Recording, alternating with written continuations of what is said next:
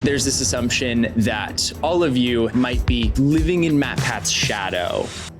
Oh, wow. You might wish that you could have hosted one of the other channels.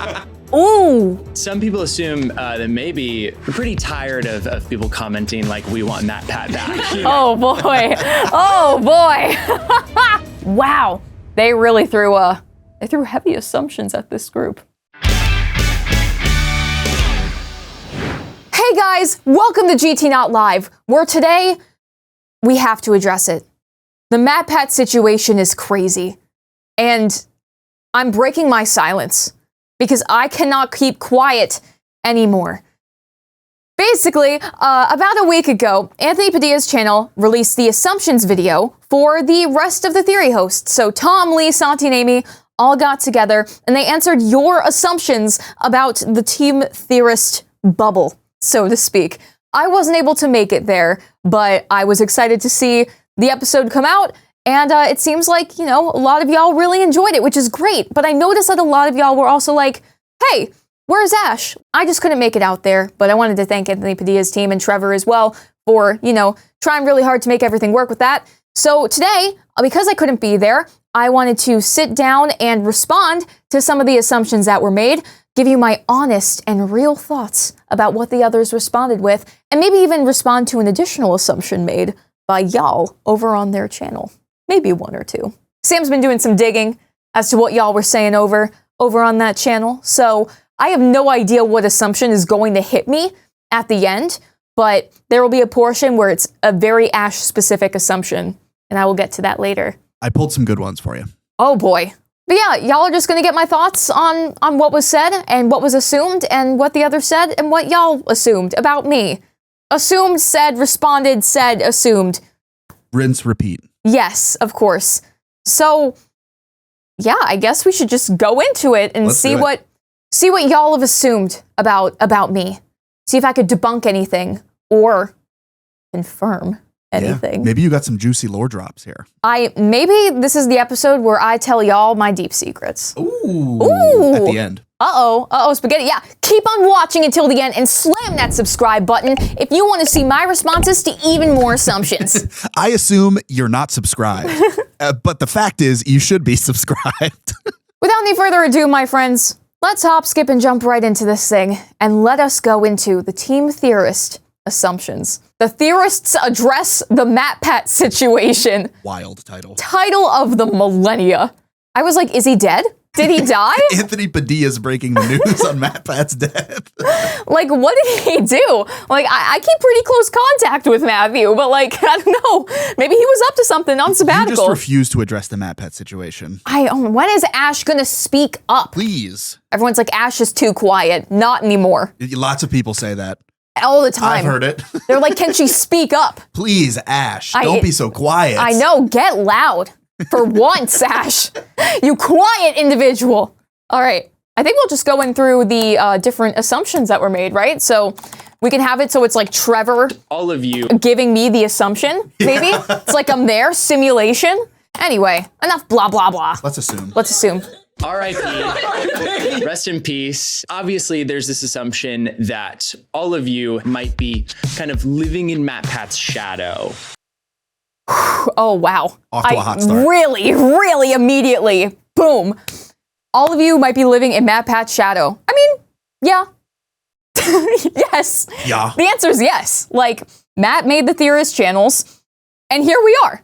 Like, obviously, Matt was a super influential, you know, person here on YouTube and with these channels. He made it as big and important to so many people as it is, right?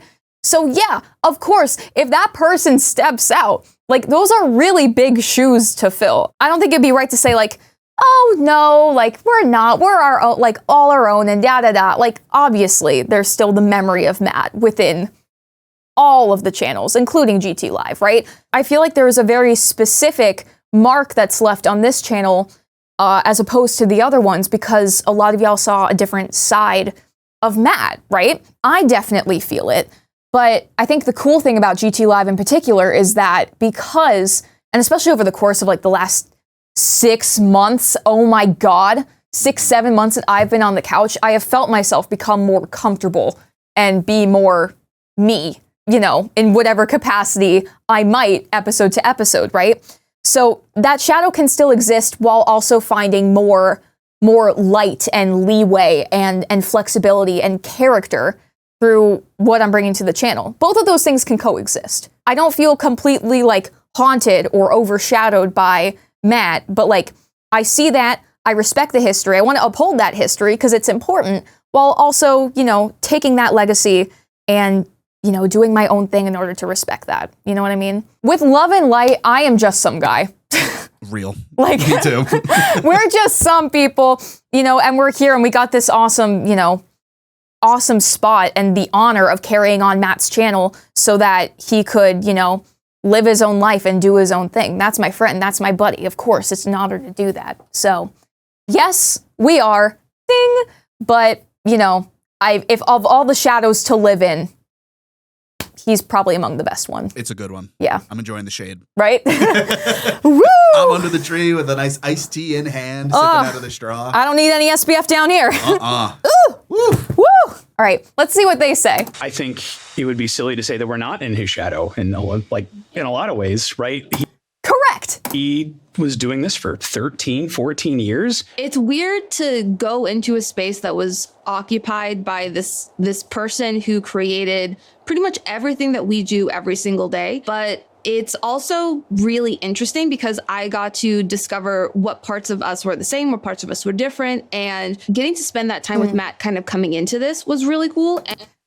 Yeah, I guess that hits different for GT Live, right? Because in my case, like, Matt would come in here, I would be sitting over there, and we spent hundreds of hours just joking around and playing games and recording videos, right? So when you get to spend that much time with a person, one, like, there are certain like jokes and mannerisms that kind of overlap, but you find the similarities that you have between each other. The show of GT Live was built by Matt and in many ways reflects Matt's personality, as well as Steph's. You know, Steph was a major part of GT Live. And so a lot of that structure was built on and flourished from, honestly, like their dynamic together. So it's been fun and cool to find ways that GT Live still meshes with me and those points of like, oh wow, this part of the show really worked with Matt and Steph, then just Matt, and now me. It's also cool to find like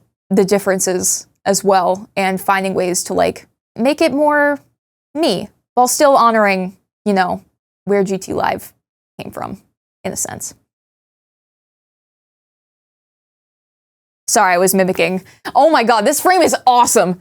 Amy's like explaining in great depth and Santi is gone in the thick fillet shirt. He is not present. He left. He's closed on Sunday. He's living in Matt's shadow. He's going to take a nap in the shade. Yeah.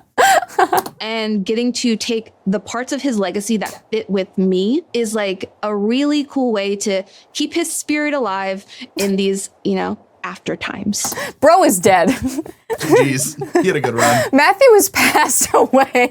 It's so funny, right? Because we all admire Matt because, like, again, he did so much, right? But it's so easy to talk about him in a way that makes him sound deceased. Mm-hmm. Like, oh man, the after times. R.I.P. I hope he's looking down on us. Or up. Or I hope not. Matthew, the MatPat's situation. Hey, it was crazy. What was the MatPat's situation for him to be looking up? Took it to his grave. Oh man. Matthew, I hope you will be looking down at us.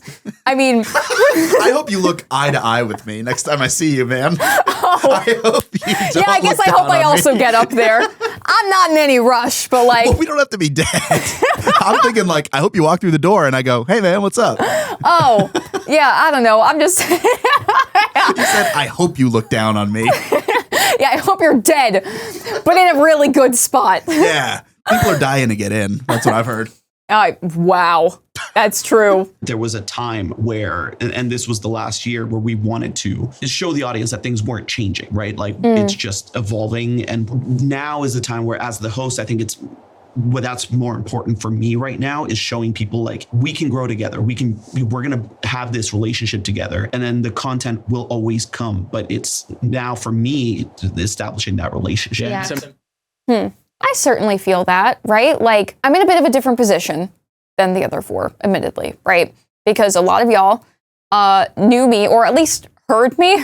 I've changed a lot for years on GT Live, because I was teching over here, and then 2.5 years in, I was pulled on the couch, right? So establishing this new kind of relationship, because ultimately it did change between us. You know, I took on a different role.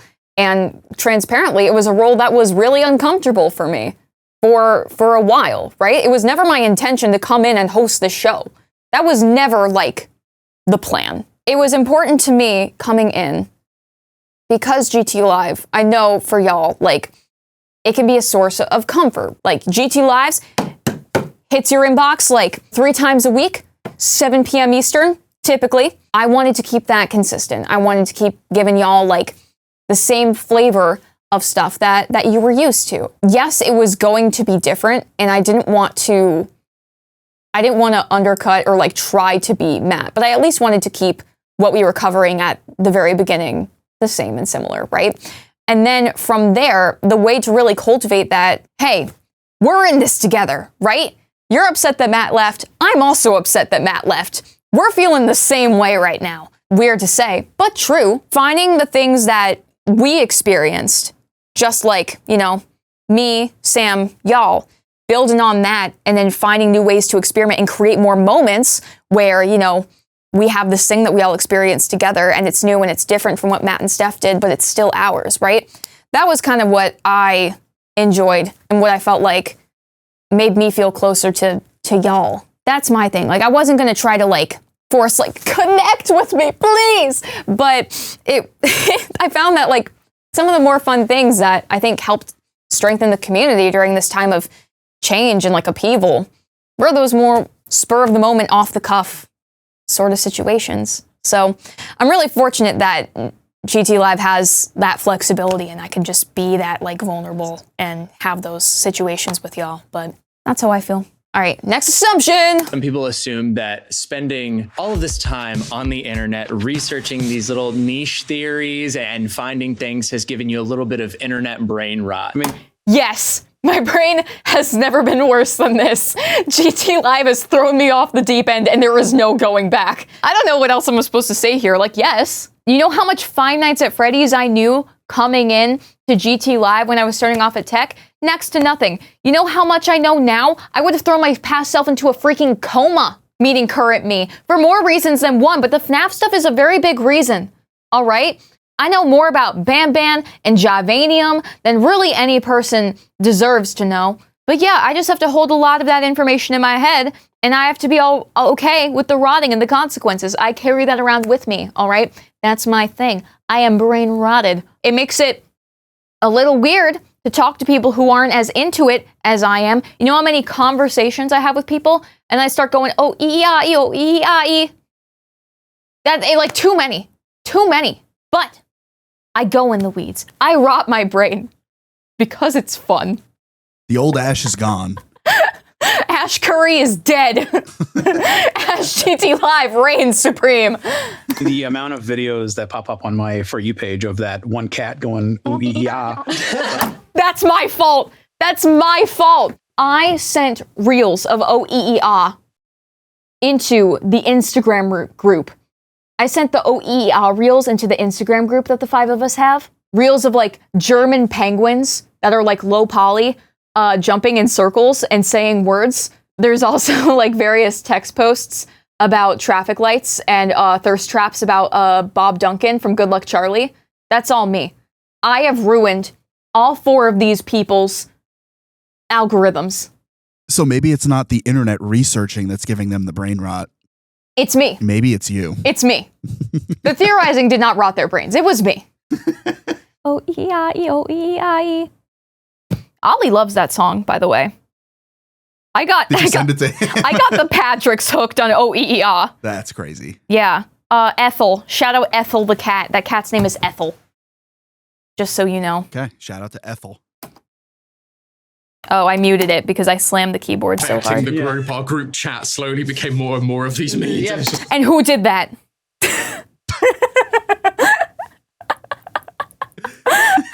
No shade, it was just me. It's like, no. I mean, to answer the question seriously, right? Like, yes and no, honestly. Like, No. I No. Okay. I won't pause it, but feel like I hope the four of us have probably gotten pretty good at being able to like turn off the Google search. cowards, keep it on. Rot your brain. Go downhill. Go off the deep end with me, y'all. Safe search off. Yeah, furry dragons. Put it in there. Hit enter. In a way where it's like, you know what? No, I don't need to Google the size of this explosion from this bomb from this movie right now. I do. No, I'm kidding. I don't even know what this is referencing. I feel like, you know what? There's different flavors of brain rot. Like, I'm more of like the meme-ish lore brain rot. Y'all are teaching me new things every day, and I'm, my sanity's going down the drain. Whirlpool edition, blah, blah, blah. Lee's looking up, apparently, the sizes of explosions from this bomb from this movie right now, according to the subtitles. According, yes, allegedly. Very different flavors and genres of brain rot, but brain rot all the same. I can actually just enjoy this explosion or something. Yeah. I mean, I will just, if I see something that triggers that when I'm not working, I will email it to myself and come back to it the next time it's a work hour. I feel like that's a strange way to prime yourself for the day. Like, oh, this is too brain rotted. I need to send this to my work self. My innie needs to see this. I'll rot my innie's brain. Yeah. Your Audi does not consume memes. I have a Discord, like a personal Discord with a bunch of chats from like, here's the work ideas, so I do the same thing. The Theorist brain never turns off, but it can be silenced a little bit. Yeah, you could put it off to the next day. Yeah. They're stronger than me. They're stronger than me. I'm looking for clues everywhere now.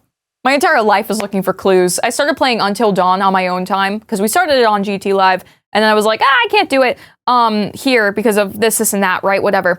And so I started playing it at home, and I've been walking around looking for totems, looking for clues. And my friends are like, stop looking for clues. Like, just play the game. But I gotta look for these clues. Oh, call me Blues, because I'm looking for clues. Good one, Blues. Thank you. Clues. Hello, Internet. I've got a style theory. Shopping for clothes sucks, but Stitch Fix can help. Even when I can figure out my size, stores never seem to have That is it. crazy. That's crazy. People assume that you feel pressured to kind of continue doing videos on those IPs that really people love and that they're familiar with. Because, I mean, the things that work, right? Ooh, immediate laughter. Interesting. Yeah. So IPs, that's not something that everyone is familiar with as a term. It stands for intellectual property, but you can kind of just like sub it out with like game, franchise, thing, right? So FNAF, IP, Poppy, IP, right? If someone came up with it, it's IP. So I guess in like my case, it would be like, you feel pressured to do things like FNAF, indie horror, Poppy, Bam Bam, ABCDEFG because it has worked over time, right? Yeah. And like, yeah, because I want to do stuff that y'all are interested in. It would seem to imply that that would be some of the stuff you are most interested in, right? Now, and y'all might have seen this just with the way that GT Live is doing things right now. We've been doing that, but we have also not been doing that. We're shaking things up a little bit. Like, yes, you will get FNAF fan game, but you will also get me playing Wii Bowling for 9 hours non-stop with one boxing interlude. I'm in a good place because I do enjoy things like Five Nights at Freddy's, but there's also going to be more fun, lighthearted things as well, where we can nerd out about our favorite things, but also be silly and make jokes and just have a grand old time hanging out with each other. I guess my answer to that question would be yes and no, but I feel less pressured now because also y'all have been very, very awesome and cool about me trying new things and doing silly, absurd things. It's like the fun spot for nerdy people, you know? Yeah. So I think it's really interesting. I never really realized this until recently. I went back to the GT Live channel and I looked at the oldest videos on the channel. GT Live was originally like a lot more of a general entertainment type show. Yeah, it was like Minute to Win It, Mario Maker. Yeah. Like Chubby Bunny. Now, obviously, that was, YouTube 2012 or whatever it was. Maybe not that old. 2012. Holy moly. Like 2015, 2016, at least that's when GT Live like started going live on Game Theory and then kind of migrated to its own channel. Yeah. And those are like, when you look back at some of the greatest GT Live memes of all time, things like Sauna Pants, things like Dallas the Pizza Girl, like these old classics were from a lot more of that free form, like, let's do something fun together type videos. You could engage with something critically, but still have fun, be a nerd about it, and, have a grand old time with the community. Yeah. It didn't take itself so seriously. Yeah. It was very much like, we're having fun. We're smart, but we're having fun. Exactly. Everyone looks at me. This is a them question because I don't do IP for like 99% of episodes. Yeah, I mean, I guess that's fair. I guess that's fair. Like, even just sticking to the typical theory format and style, I feel like could be a pressure for the other channels, which are obviously scripted and animated in a certain way, where I'm just silly girl number 72 put on the couch. You know what I mean? Yeah. Each of the channels have certain things for them that like get more views than other things. Right, of course. And there's an inherent pressure built into that that I think could be, it's always interesting to hear how people deal with that. I hope that Amy and Santi talk about some of the things that they feel pressured with in terms of like how their episodes are structured.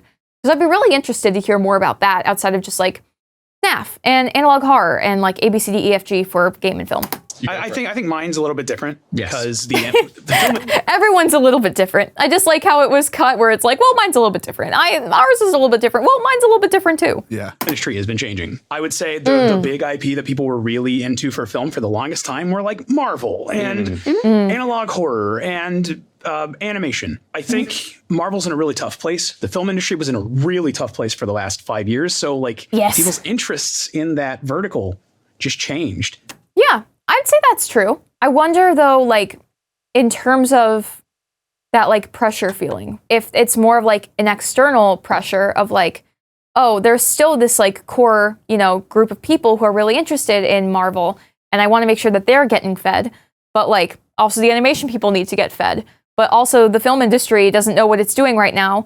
And we're still trying to put together all the pieces, post like the writer's strikes and just a bunch of people in the industry getting mistreated and not getting, the credit or the compensation that they deserve. So things feel very much up in the air. Yeah, film is in a very strange spot. I know Lee's been covering a very, a very broad selection of different topics, right? He's had a very interesting journey, especially because of that. It's tough when you also only upload once a week. Like GT Live has the beautiful benefit of like 3 times a week. So if we do something on like a Wednesday that like nobody cares about, Friday we can be like, okay, we want to bring in this audience. Like these people haven't had a FNAF video in a while. We should probably do that. Yeah. But when you're only posting once a week, it's hard. Because there's only one theory video going out per week per channel, except mine, it's a lot of pressure to make each video count. And if there's going to be a video or a theory that's like, well, I think less people will have interest in this, but like I really care about this thing and it would be really fun for me to do and I'm very passionate about this. So I should probably follow it up with something that will appeal to a lot more of our theorist community and see what happens there, right? It is a lot of pressure in that regard, but it's also extremely admirable. All 4 of these people work so hard, and I admire and platonically love and respect all 4 of them. These are my buddies. I would not be here if if I did not believe in these people and trust them as much as I do. So, GG's. For me, it's been less trying to... Geez, I really tangented myself, huh? Anyway. Live up to the IP expectations that the fans have had, and more just trying to find, hey, what do you guys actually want to watch? But I imagine it's way different for you. Yeah. Yeah, let's talk FNAF guy. Let's talk about the animatronic elephant in the room. It's He's a oh, mediocre melodies. He's a bear. well, no, there's the lore, Tom. I do. There's Orville the elephant. He is a Brain rot. mediocre melody. Like, come on, my best. My bad. I think Cheek is hot. I appreciate Trevor taking on like the GT Live feel in the room Yeah, like, he was our representative. Yeah. We just need like a magenta pin on Trevor. And it's like, this is our GT Live simulator. Like this person right here asking the questions, being a little goofball. Mm-hmm. Yeah. Trevor is very funny. I love Trevor. I really dig his vibe in this video. He seems pretty cool. Right? I've never met him either, but like he seems great. Yeah. Most people do. You're not alone in that thought. Just But yeah, rule on the internet. there you go. Scott knew what he was doing. No, it's been a fascinating sort of experience coming in and having that realization of, oh, I have to learn FNAF lore. I have to like more than I already did. I had to start reading the books and do all of that. But it's the idea of I feel pressure to do it. It's like some and some, right? I think there's an expectation on game theory as this authority in the space on FNAF. Matt for so long was one of the few FNAF theorists that existed, and I was getting a lot of stuff right. And so there is a sense of like my first FNAF episode, I knew I had to come out swinging because it was this thing of I do need to prove that I can do this.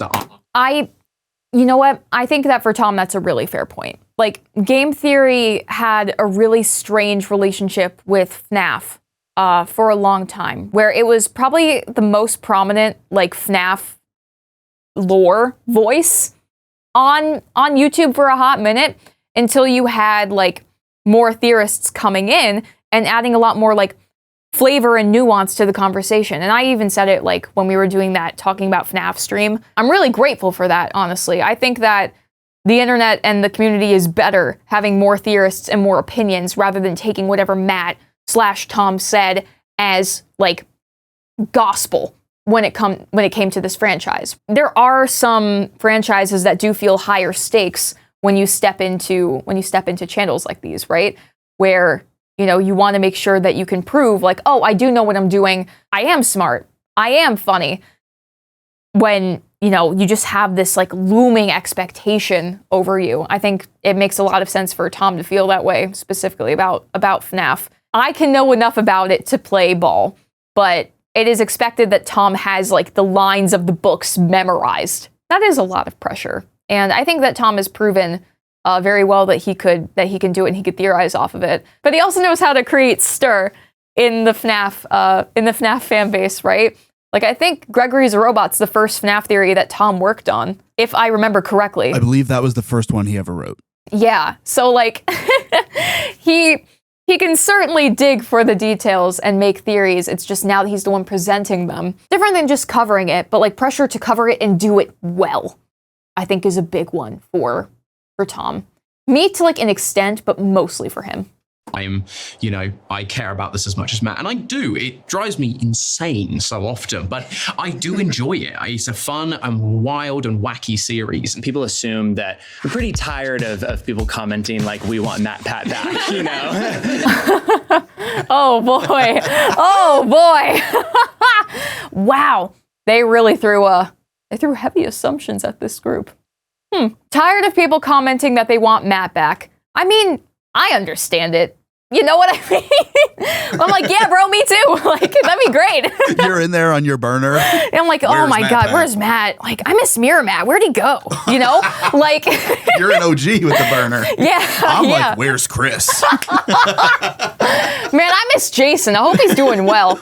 Right? Like, I don't know. Like, I get it. Right? Like, I've had plenty of shows and experiences myself where, you know, things change and I'm like, oh man, I miss the old stuff, you know? Yeah. Like, that's so normal. That's so reasonable to do. You don't take it too personally, right?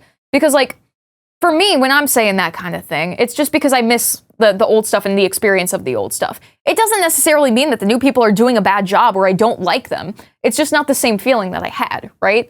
So like, I'm not. I think it also speaks to just like, again, what I was saying earlier. Like Matt was a big part of this channel. I think it would be weird and strange, specifically for GT Live, if people weren't commenting about him or asking about him, right? Absolutely. Like it's, you know, maybe a silly word to use, but like there are people who were like mourning Matt leaving. Yeah, it was part of people's routines. Lives. Absolutely. Exactly. Yeah, I think it's normal and kind of healthy to be like, I miss that. Right? I get it. Yeah, we're not pressed by it. No, yeah. Honestly. We're fine. It's like, you know what, dude, I respect it. And like, yeah, I'm excited for, you know, someday in the future when I can pull on Matt and I host the episode and, you know, we can do our little back and forth again. I miss doing episodes with him. That doesn't mean I don't love doing episodes with Sam or with Fisher or with Bree. It's just like you miss that specific experience. You know what I mean? Absolutely. All of those things can be true and exist at the same time. So Real. You're spitting right now. I mean, no. So go for it. Yeah. So I think that those feelings are entirely understandable, right? He was a big part of people's lives for, like we keep saying, 13 years. Yes. And I get missing him, and expressing that is fine. I think the fact is it'd be that's fine. I think it's chill. Do what you got to do, man. Yeah. weird if people didn't miss him. Yes. I think like, you know, and the channel wouldn't still be here if people didn't, because I think was a big draw of it, right? And the fact is, we miss him. Like we don't get to work with him neither. Okay. Santi. I miss him. I'm going to be the problem child again. I'm sensing a theme here. I was going to say, there's a theme here. No, because like I agree completely with everything that's been said, but I think there's also an aspect of, there's a small subset of people that kind of do it in bad faith, where it's like, these people suck. I miss MatPat, right? Yeah. And that's when I'm tired of it, because it comes with the territory. But I think sometimes they're just like, oh, Matt would have never done this. And it's like, well, we've all been on this channel, our respective channels for a long time. And we were part of the channels for a long time before Matt left. And I think people forget that. That's interesting. In my case, there are some things I'm doing that I know Matt would not have done. So that's not applicable to me, right? Matt's not bowling. No, we bowling for 9 hours? Yeah. Matt will text me sometimes, and I'm like, he's like, hey, you want to see this movie with like me and Ryder? And I'm like, oh, I'm streaming tonight. Have fun though. And he was like, okay, try not to go for 9 hours. And I'm like, I'll try. All right, have fun at Chicken Jockey. Like, whatever, right? But I think there's a point made here, right? I think it's, again, I love all four people on the screen platonically and, you know, with respect, right? So I don't want them to get dunked on by people, right? Like, this guy sucks. I miss MatPat.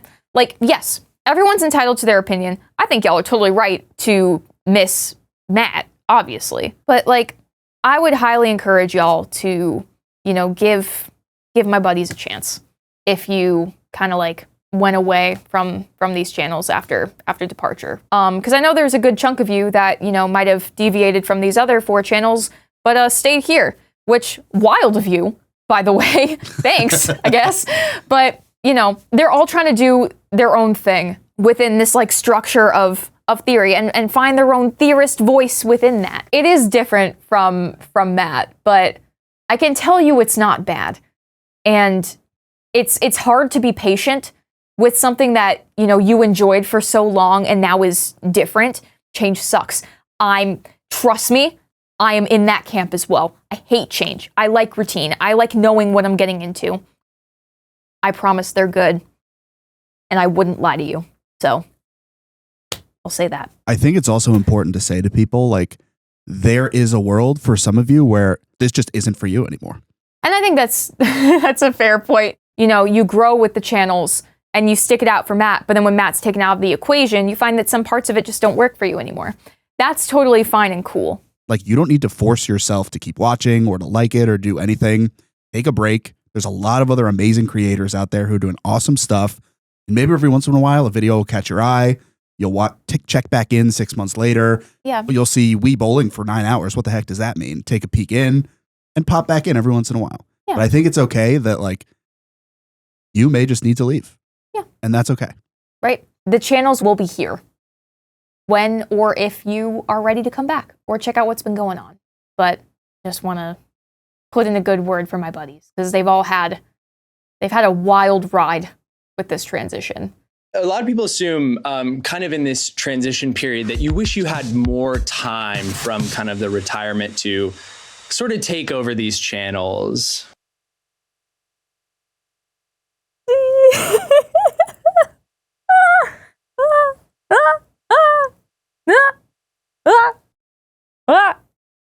Oof. Soft GT Live call out post. I think it's a hard one because the obvious comparison is to GT Live. Okay, next one.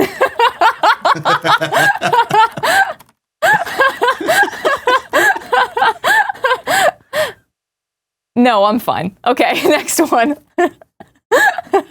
Some people assume that maybe you might wish that you could have hosted one of the other channels. No. Anyone? Ooh. Ooh. Ooh. Ooh. Ooh. Ooh. No, I'm okay. I like this one the best. I'm good on all that. I've expressed to the others, hey, if any of y'all get sick, like, and you need someone to do VO, let me know. Because I think that'd be fun. I don't want to host y'all's channels, but I got your back if you need a break or if you get sick. But I feel a very personal attachment to GT Live. Like, this couch is my home. Like, I'm very happy here. And even, you know, if I was removed from all of this and the 5 channels were presented to me and they were like, which one would you want?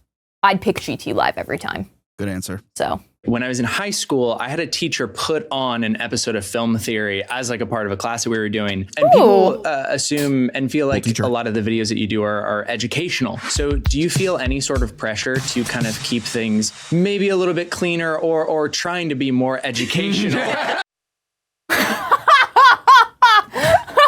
What a crazy frame. I mean, I think Santi feels the most because that man swears like a sailor outside of the recording booth, right?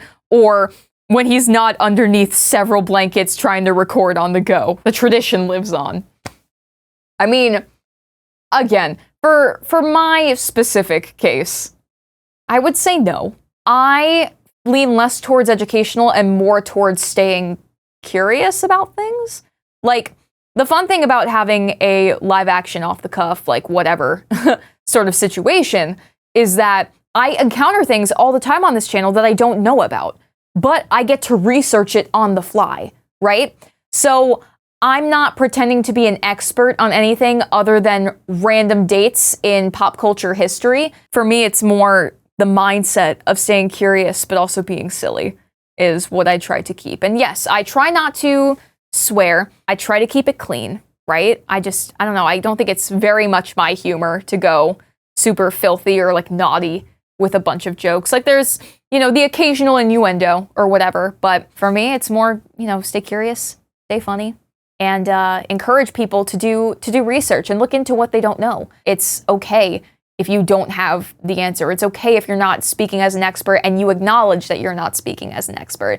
Like, the point is to learn. GT Live is about learning at the end of the day. Doing new things and having new experiences and getting new information. So that's where I see it. But I don't feel a pressure to be, you know, educating constantly, because there's more at play here and there's more you can teach than just concrete information. Do you feel like you? That is the thing, and I'm a foul mouth in my personal life. I'm trying very hard not to curse, like throughout this even. During the last repo stream, I think Santi dropped the F-bomb like at least twice. Yep. And he left the game. He had to leave. But after the stream ended, Dan was like, Ash, I'm so sorry. Like, Lorify Dan was like, Ash, I'm so sorry. I think I said a bad word or two throughout this whole thing. And I'm like, that's fine, dude. I'd encourage you to, like, try not to next time. But, like, no one dies, you know? That's my thought about it. For me, it's not the end of the world. I'm not gonna get, you know, up someone's butt if they say a bad word. But, like, it's good to try to keep it clean and accessible so that, like, if there are people who, you know, maybe don't want to watch videos with a bunch of swear words and cuss words in it, they don't have to, right? Because even if you like cussing or saying bad words, you're still going to watch something that doesn't have them. That yeah, in Santi's case, I say this to say, Santi tries not to swear. He can't help it. Like, that is his battle in this life, is trying not to swear at every corner. And I don't want to suddenly, you know, piss a lot of people off, which we did earlier this year with Liquid Death. We put that's right. Okay, hold on. Censored curse word in the title, and to this day, people are still disappointed in me. That's right. I remember that. What was it? Liquid Death just effed itself. Yeah. One of our better titles. Yeah. I remember that happening, and people were like, "Whoa, Santi's rocking the like he's going wild out here."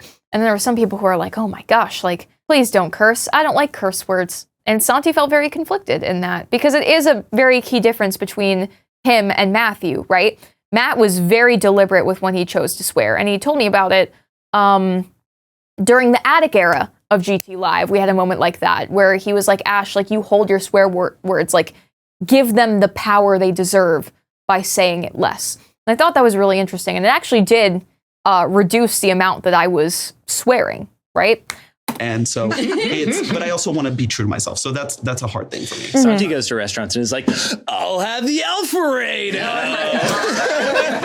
Hello, waiter. I'd like mozzarella sticks. Table for two. We'd like to order more. YouTuber voice doing daily activity things is so funny to me. Oh my every gosh. time. Yeah, because it's such an unexpected voice to hear in various places, which increases its comedic value. Welcome to the public library. Nonfiction books start with 640 in the Dewey Decimal System. The Dewey Decimal System. Bet you've never heard of Dewey Decimal before. Well, you see, the Dewey Decimal System was actually... If you liked your time in the public library, make sure to smash that form to get a library card. But hey, that's just a library. A public library. Thanks for reading.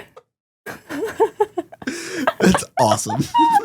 Okay, this is one final group assumption from a very, very concerned fan. They assume that you actually hate bickering with each other for the camera. That you... I like the, oh.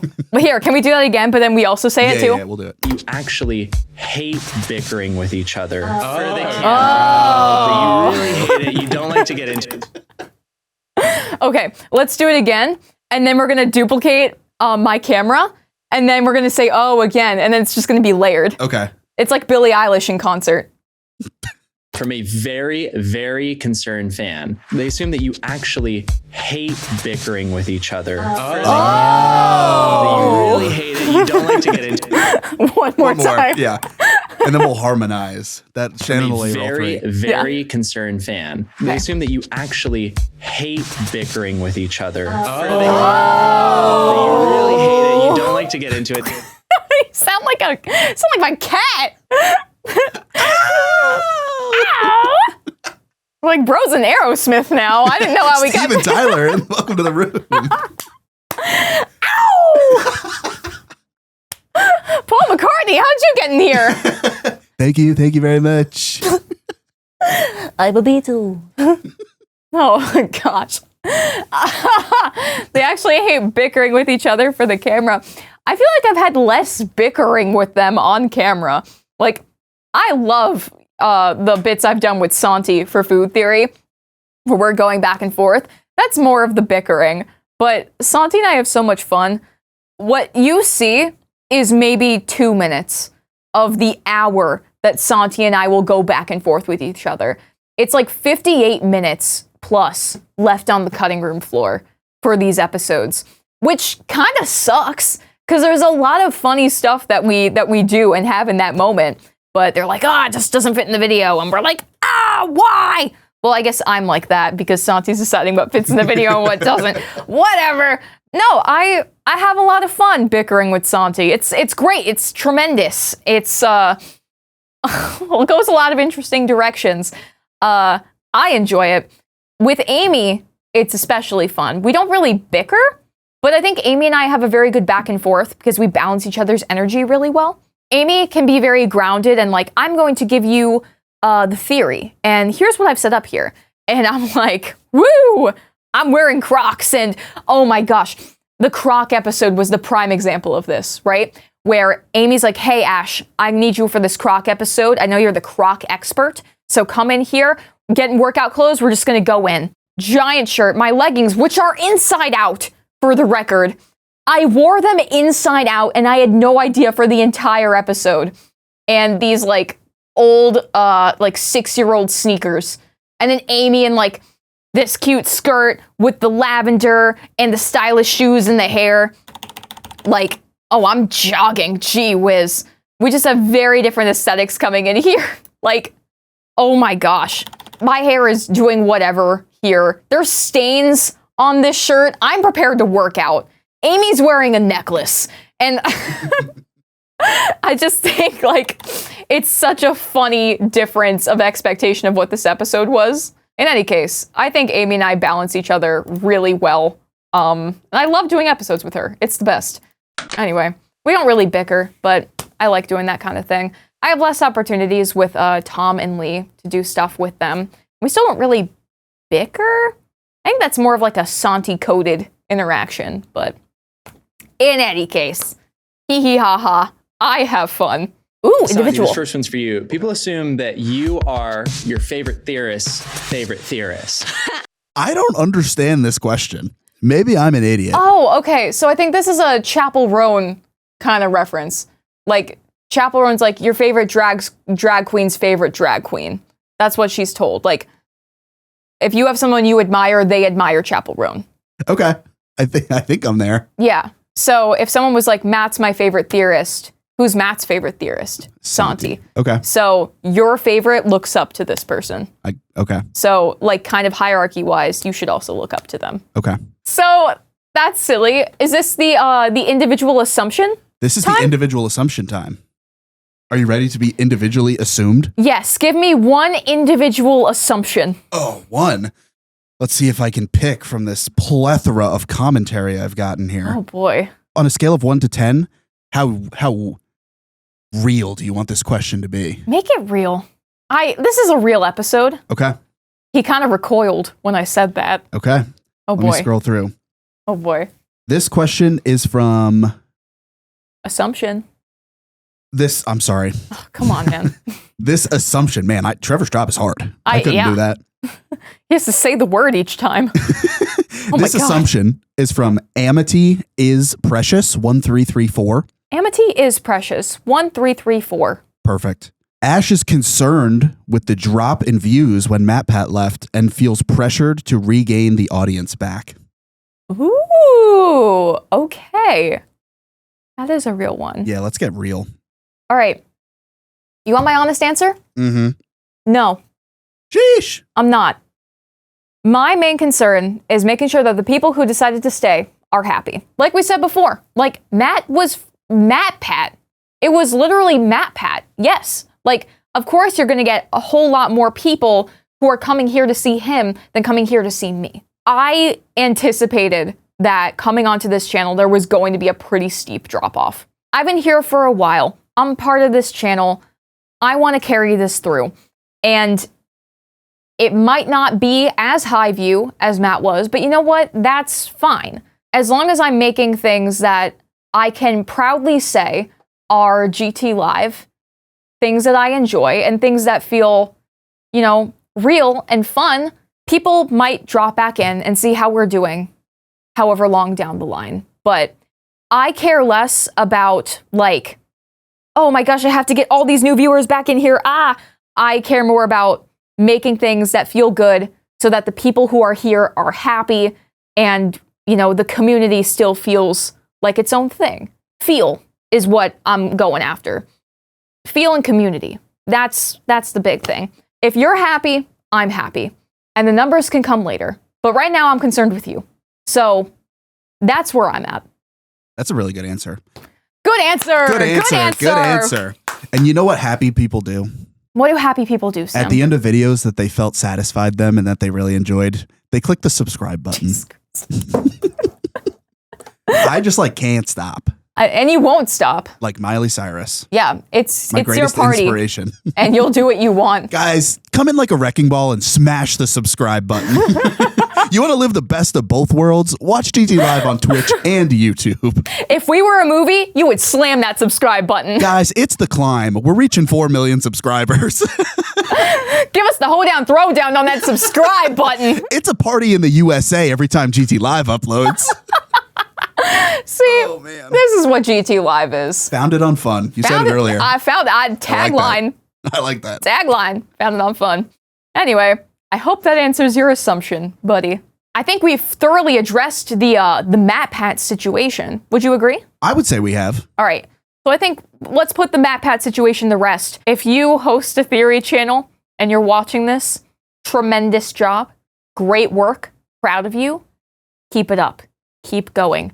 Thank you so much to Anthony Padilla's team and Trevor for, having theorists on and putting the assumptions out there. I think this is just a really cool opportunity. Again, I'm bummed out that I couldn't be there, but I appreciate y'all. So thank you for this. And thank you for watching and hanging out with us over here on the old GT Live YouTube channel. Okay, anyway, hey, again, thanks so much for watching. And remember, this was not a live stream, but it sure was a video. A video for you. See ya!